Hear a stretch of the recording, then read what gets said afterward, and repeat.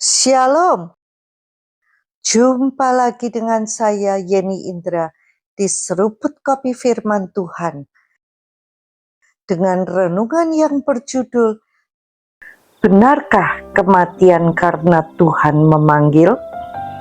Ketika seseorang meninggal, kita sering mendengar kalimat ini, Tuhan lebih sayang, jadi dipanggil pulang.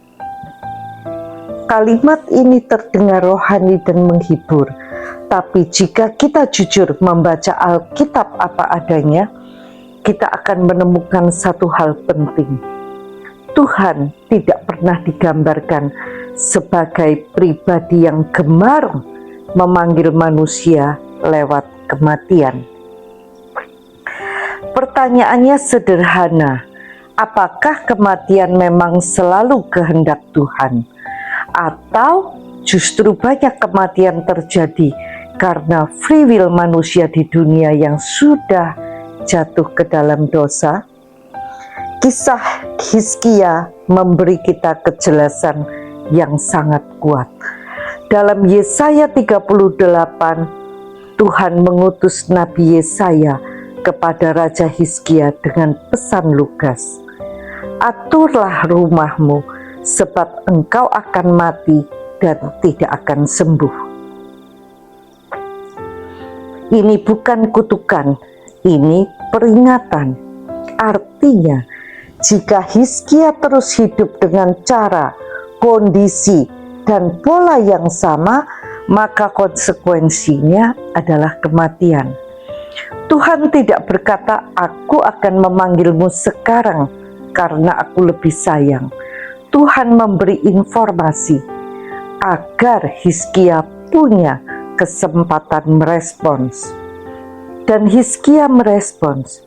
Ia memalingkan wajah ke tembok, merendahkan diri, menangis, dan bertobat. Belum Yesaya keluar dari pelataran tengah, Tuhan menyuruhnya berbalik.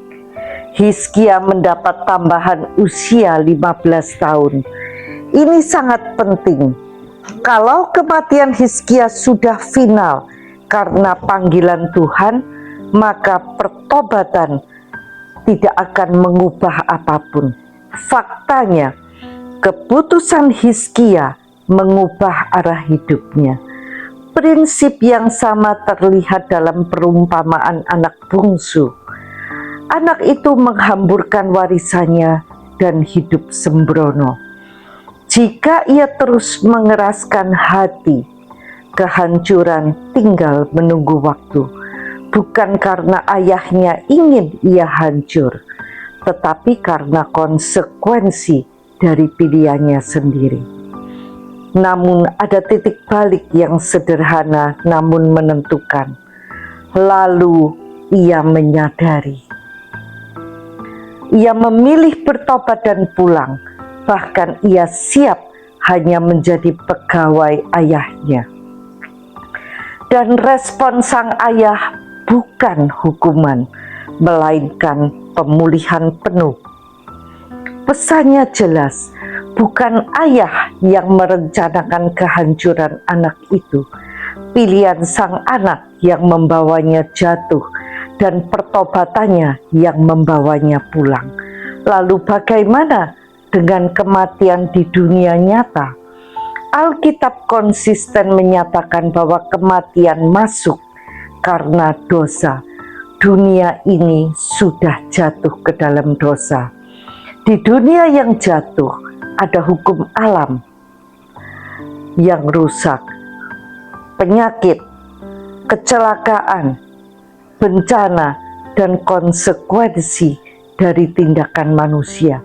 Ada juga kematian yang terjadi karena seseorang tidak peka terhadap peringatan Tuhan, baik melalui firman, suara hati, maupun situasi. Nama Frankie de Tanamal sudah tercatat resmi dalam manifest penerbangan ATR 42-500 rute Yogyakarta-Makassar. Secara logika, ia seharusnya ikut terbang. Namun sore itu, Frankie memilih berhenti sejenak dan taat pada dorongan batin yang lembut. Ia mengajukan izin untuk tidak ikut terbang karena harus melayani ibadah di gereja. Tidak ada tanda bahaya, tidak ada firasat menakutkan, hanya kepekaan untuk tidak melangkah.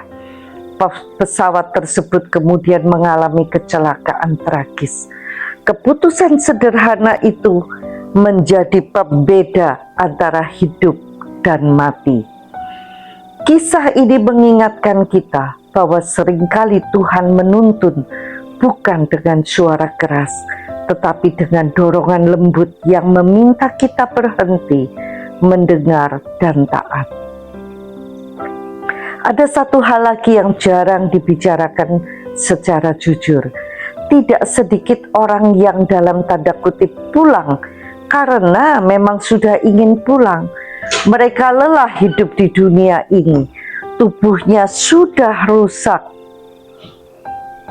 oleh penyakit menaun, usia lanjut, atau penderitaan panjang.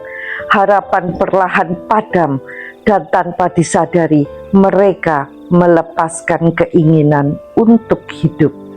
Ini bukan berarti Tuhan memanggil. Ini juga bukan berarti Tuhan tidak mengasihi. Ini menunjukkan bahwa free will manusia nyata, bahkan sampai ke sikap batin terdalam.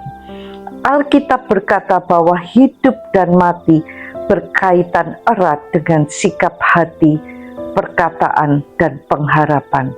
Ketika seseorang menyerah sepenuhnya dan berhenti berharap, tubuh seringkali mengikuti keputusan batin itu. Tuhan adalah Allah kehidupan.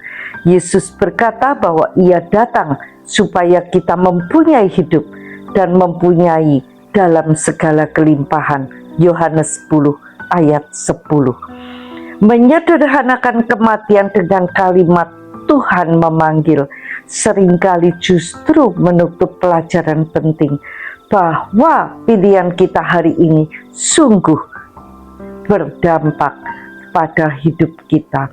Kabar baiknya seperti Hizkia dan anak bungsu itu, selama masih ada kesempatan untuk merespon Tuhan, arah hidup masih bisa berubah. Bukan karena Tuhan berubah, tapi karena kita memilih untuk merespon Dia. Sampai jumpa di episode berikutnya bersama Yeni Indra di Seruput Kopi Firman Tuhan. Tuhan Yesus memberkati.